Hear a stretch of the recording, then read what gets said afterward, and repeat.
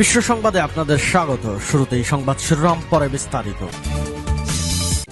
দখলদার ইসরায়েলি বাহিনী এবং ফিলিস্তিন পুরোদমে যুদ্ধ চলছে, জানিয়ে দেব আমাদের হাতে থাকা সর্বশেষ আপডেট আন্তর্জাতিক সংবাদ। প্রথমেই সংবাদ শিরোনাম, প্রথমেই জানিয়ে দেব গ্রেপ্তার আতঙ্কে নেতানিয়াহু, প্রতিরোধের সর্বাত্মক চেষ্টা আমেরিকার। এরপর জানিয়ে দেব আবারও সরকার বিরোধী বিক্ষোভে উত্তাল গোটা ইসরায়েল। এদিকে গাজায় ইসরায়েলি হামলায় আরও ২৭ ফিলিস্তিনি নিহত। আরও জানিয়ে দেব গাজায় ইসরায়েলের আন্তর্জাতিক আইন লঙ্ঘন, প্রশ্নে বিভক্ত মার্কিন প্রশাসন। সর্বশেষ জানিয়ে দেব ৭ অক্টোবরের পর পঞ্চম দফায় সৌদি যাচ্ছেন মার্কিন পররাষ্ট্রমন্ত্রী। এতক্ষণ শুনছিলেন সংবাদ শিরোনাম, এবারে বিস্তারিত। তবে অনুরোধ থাকবে এই ভিডিওটিতে একটি লাইক করবেন এবং কমেন্ট করে জানিয়ে দিবেন গাজা যুদ্ধ নিয়ে আপনার মূল্যবান মন্তব্য। গ্রেফতারের আতঙ্কে নেতানিয়াহু, প্রতিরোধের সর্বাত্মক চেষ্টায় আমেরিকা। আন্তর্জাতিক ফৌজদারি আদালতের মামলায় গ্রেপ্তার আতঙ্কে ভুগছেন ইসরায়েলের প্রধানমন্ত্রী বেনিয়ামিন নেতানিয়াহু। তবে সেই গ্রেপ্তারি পরোয়ানা ঠেকাতে সর্বাত্মক কূটনৈতিক চেষ্টা চালিয়ে যাচ্ছে মার্কিন যুক্তরাষ্ট্র। বেশ কয়েকটি ইসরায়েলি গণমাধ্যমের খবরে বলা হয়েছে, ইসরায়েলের প্রধানমন্ত্রী বেনিয়ামিন নেতানিয়াহু সহ আরও কিছু ইসরায়েলি কর্মকর্তার বিরুদ্ধে গ্রেপ্তারি পরোয়ানা জারি করতে যাচ্ছে আইসিসি। নিউজ সাইট ওয়ালায় বিশ্লেষক বেন কসপিট লিখেছেন, নেতানিয়াহু তার বিরুদ্ধে হেগের বিশ্ব আদালতের গ্রেপ্তারি পরোয়ানা জারির আশঙ্কায় অস্বাভাবিক চাপে রয়েছেন।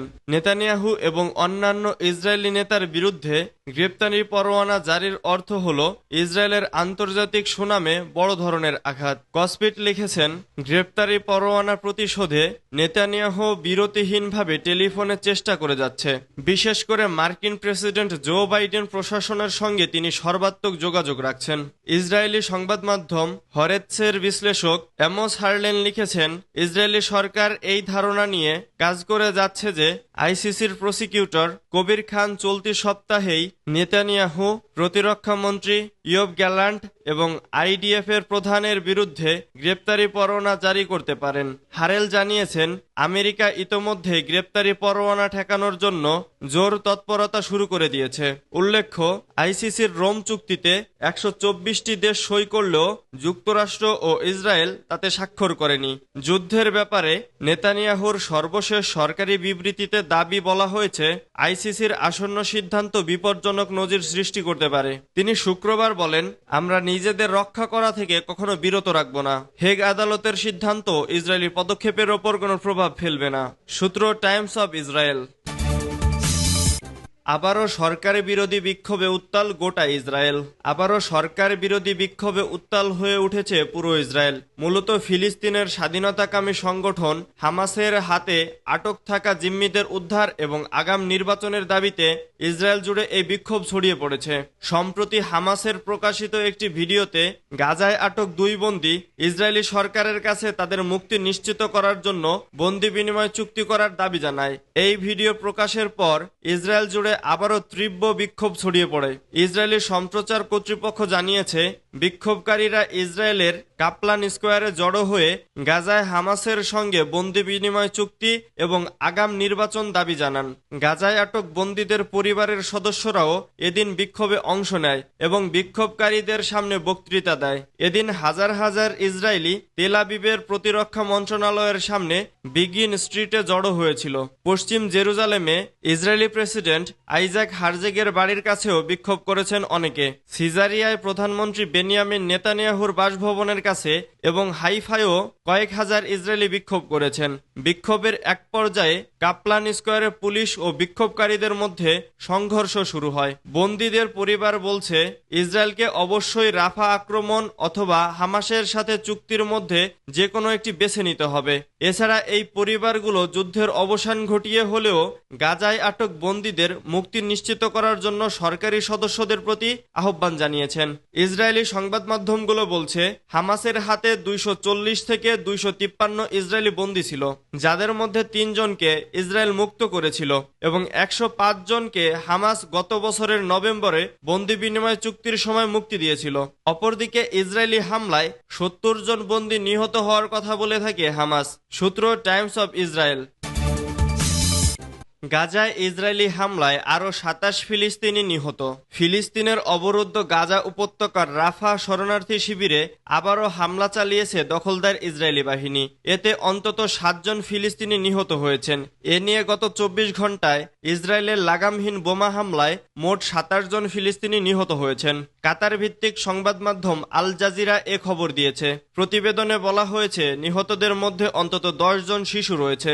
এদিকে গাজার স্বাধীনতাকামী সংগঠন হামাসের কর্মকর্তা খলিল আল হাইয়া বলেছেন, ইসরায়েলের পক্ষ থেকে একটি নতুন যুদ্ধবিরতির যে প্রস্তাব করা হয়েছে তা তারা পর্যালোচনা করছেন, কারণ ইসরায়েলের পররাষ্ট্রমন্ত্রী বলেছেন বন্দি বিনিময় চুক্তিতে পৌঁছালে রাফাতে পরিকল্পিত আক্রমণ স্থগিত হবে।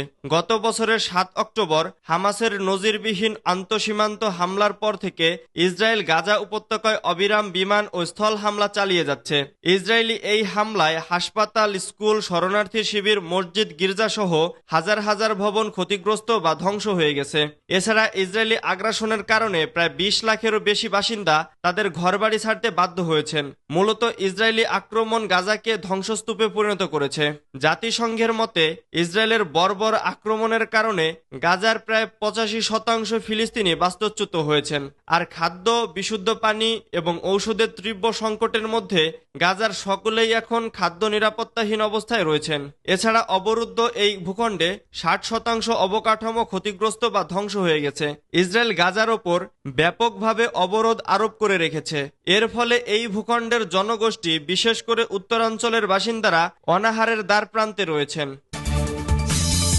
গাজায় ইসরায়েলের আন্তর্জাতিক আইন লঙ্ঘন প্রশ্নে বিভক্ত মার্কিন প্রশাসন। ফিলিস্তিনের অবরুদ্ধ গাজা উপত্যকায় ইসরায়েলি বাহিনী বিগত ৬ মাসের বেশি সময় ধরে ফিলিস্তিনের স্বাধীনতাকামী গোষ্ঠী হামাসের বিরুদ্ধে যুদ্ধ করছে। এ যুদ্ধে যুক্তরাষ্ট্রের দেওয়া অস্ত্র আন্তর্জাতিক আইন মেনে ইসরায়েল ব্যবহার করছে কিনা, অর্থাৎ ইসরায়েল সেখানে আন্তর্জাতিক আইন লঙ্ঘন করছে কিনা তা নিয়ে বিভক্ত হয়ে পড়েছে মার্কিন প্রশাসন। ইসরায়েল বলছে তারা আন্তর্জাতিক আইন মেনে গাজায় মার্কিন অস্ত্র ব্যবহার করছে। তবে কিছু মার্কিন কর্মকর্তা আমেরিকার পররাষ্ট্রমন্ত্রী অ্যান্টনি ব্লিংকেনকে জানিয়েছেন ইসরায়েলের এই প্রতিশ্রুতির পক্ষে তারা বিশ্বাসযোগ্য কোনো প্রমাণ পাননি। এ সংক্রান্ত মার্কিন পররাষ্ট্র মন্ত্রণালয়ের একটি অভ্যন্তরীণ মেমো বার্তা সংস্থা রয়টার্সের হস্তগত হয়েছে।